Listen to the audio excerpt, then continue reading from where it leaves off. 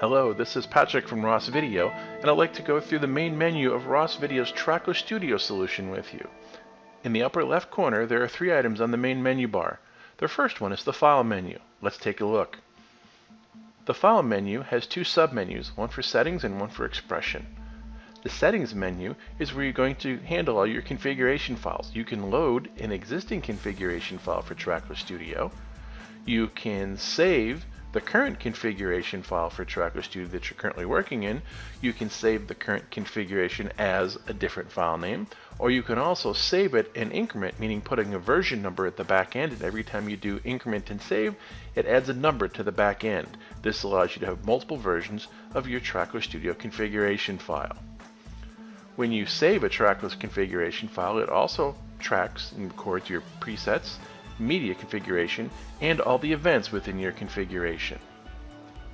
The XPression menu allows you to load and save projects on your XPression engine.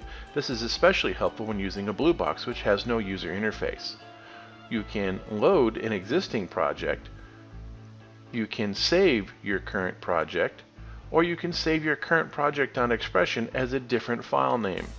This is helpful for handling all your projects. You can also exit Trackless Studio, and this is the proper way to shut down the Trackless Studio application. The XPression menu allows you to show the XPression user interface on systems that have one. This is useful for showing the XPression graphic user interface when you're working on the system. The Help menu has About, and what this does, this brings up the About submenu palette where you can see the version of the Trackless Studio solution that you're currently working with.